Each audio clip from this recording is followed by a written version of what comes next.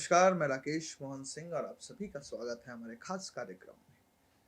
दर्शकों, आपने एक कहावत सुनी होगी, हमारे सामाजिक परिवेश में एक कहावत बहुत प्रचलित है कि कुत्ते की दुम को 10 साल भी पाइप की नली में डाल के रखो तो वो सीधी नहीं होती है। सबसे पहले तो मैं बता दूं कि यह मात्र एक कहावत है, रिपोर्ट को पूरी तरीके से समझाने के लिए। ये कहावत पूरी तरीके से काल्पनिक है। इसका किसी भी व्यक्ति, विचार या परिस्थितियों से लेना देना नहीं है। तो ये कहावत आपने सुनी है, अधिकतर लोगों ने तो सुनी होगी, हमने भी सुनी है। तो बस यूं ही कह दिए, बाकी जब आगे रिपोर्ट सुनिएगा तो पूरी बात समझ में आएगी। कर्नाटक में कांग्रेस ने फिर से तुष्टीकरण की राजनीति शुरू कर दी है। मठों वाले इस तटीय राज्य की राजनीति में फिर से कांग्रेस ने धार्मिक तुष्टीकरण की राजनीति शुरू कर दी।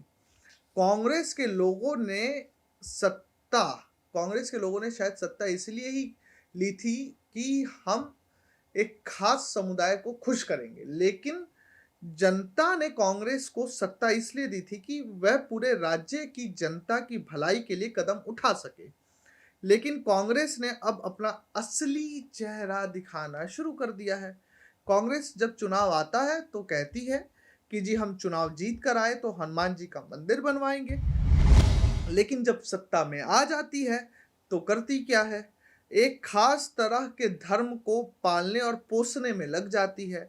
जिस हिजाब को हटाकर भाजपा सरकार ने समाज में समानता लाने की कोशिश की, उसी हिजाब के विवाद को कांग्रेस सरकार ने फिर हवा दे दी है, जिसके बाद राज्य से लेकर केंद्र तक की सत्ता में ये सवाल उबलने लगे हैं कि क्या सरकार अल्पसंख्यक समुदाय को 2024 से पहले साधने में लगी है।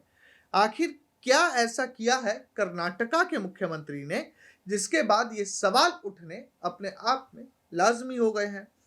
तो चलिए बताते हैं आपको। कर्नाटक के शिक्षण संस्थानों में मुस्लिम छात्राओं के हिजाब पहनकर आने पर लगे प्रतिबंध को प्रदेश की कांग्रेस सरकार ने शनिवार 23 दिसंबर 2023 को हटा दिया।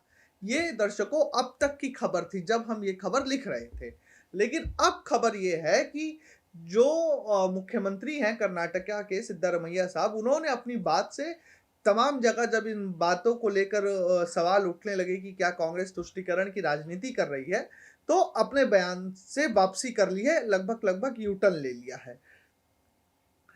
तो ये बात है पूरी। कर्नाटक के मुख्यमंत्री सिद्धरमैया, अब बताते हैं कि ये कहानी शुरू कहां से हुई, विवाद फिर से हिजाब वाला शुरू कैसे हुआ। कर्नाटका के मुख्यमंत्री सिद्धरमैया ने मैसूर जिले के नंजनगुड़ करके एक जगह है में 3 पुलिस स्टेशनों के उद्घाटन के मौके पर शुक्रवार 22 दिसंबर 2023 को यह ऐलान किया था।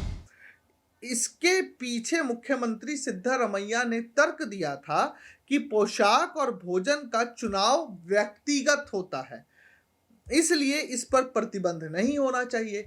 अब जब सिद्धरमैया साहब ये कह रहे हैं कि भोजन और पोशाक का चुनाव व्यक्तिगत होता है, तो सिद्धरमैया साहब, प्रोटोकॉल नाम की भी कोई चीज होती है क्या? आपके सामने कोई स्टेट सिविल सर्विस का बंदा एकदम मतलब जैकेट और जीन्स, वो भी फटी हुई जो आजकल युवा पहनते हैं, टी शर्ट में आ जाए, आपको चलेगा? नहीं चलेगा ना। प्रोटोकॉल है कि एक सिविल सर्विस को या ब्यूरोक्रेट को मुख्यमंत्री के सामने कैसे पेश होना है, या मुख्यमंत्री को सार्वजनिक समारोह में किस तरह की वेशभूषा पहन के जानी है, कोर्ट में जज क्या पहन के जाएंगे, अगर कोर्ट में कोई मुवक्किल है तो वो क्या पहन के जाएगा। सब जगह का एक प्रोटोकॉल होता है, वैसे ही स्कूलों का भी एक प्रोटोकॉल है।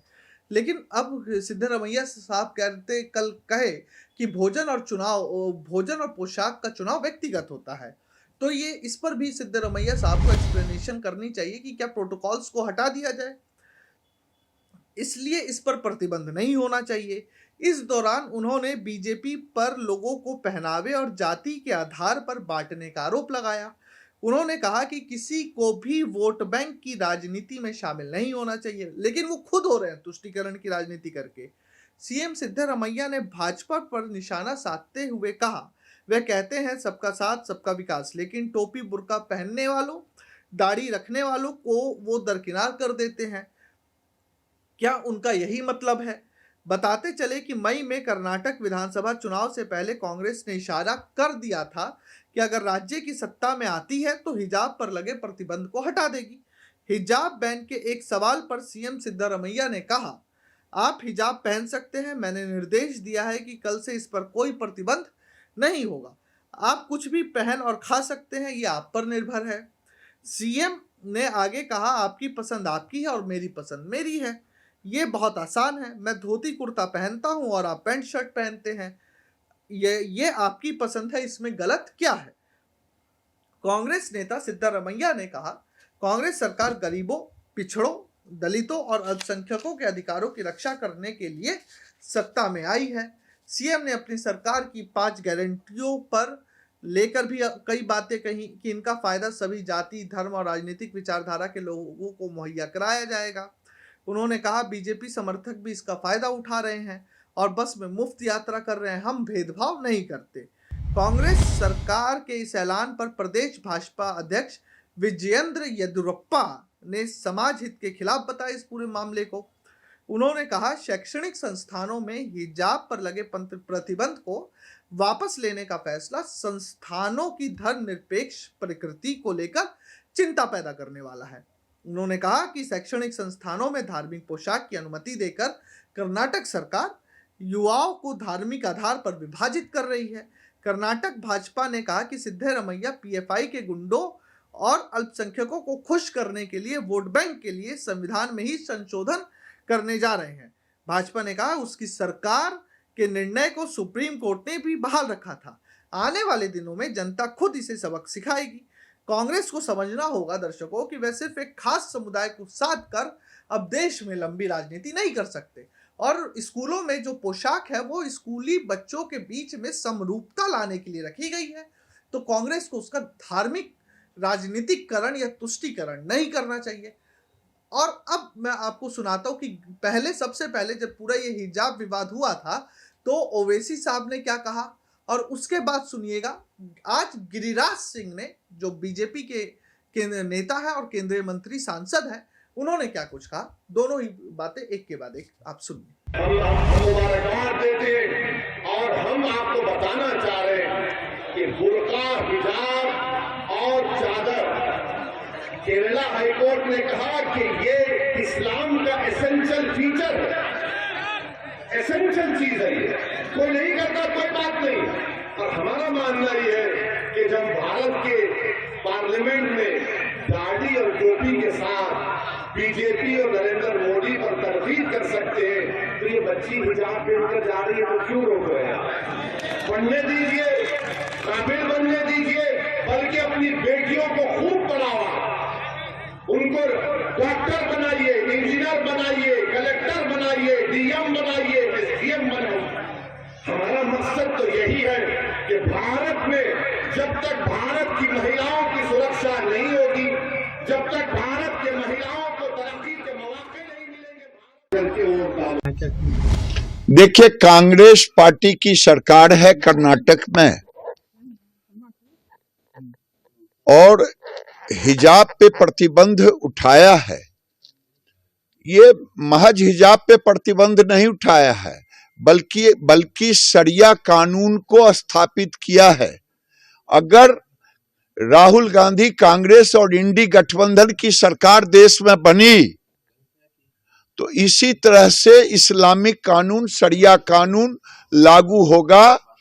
यूपी में योगी जी की सरकार ने अगर हलाल सर्टिफिकेशन पर बैन लगाया है, बिहार में मैं नीतीश कुमार से कहा हूं वो भी बैन लगाएं।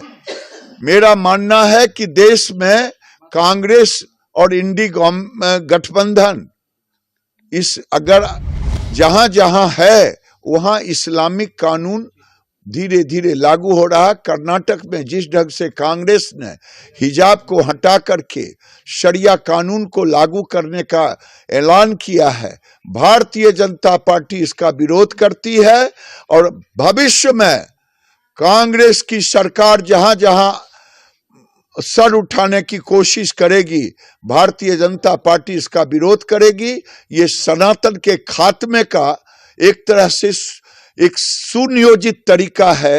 एक तरफ मुस्लिम समुदाय हलाल मीट के माध्यम से, हलाल सर्टिफिकेशन के माध्यम से इस्लामिक कानून लाद रहा है, दूसरे तरफ कांग्रेसी सरकार कर्नाटक में शरिया कानून के तहत हिजाब को लागू किया है।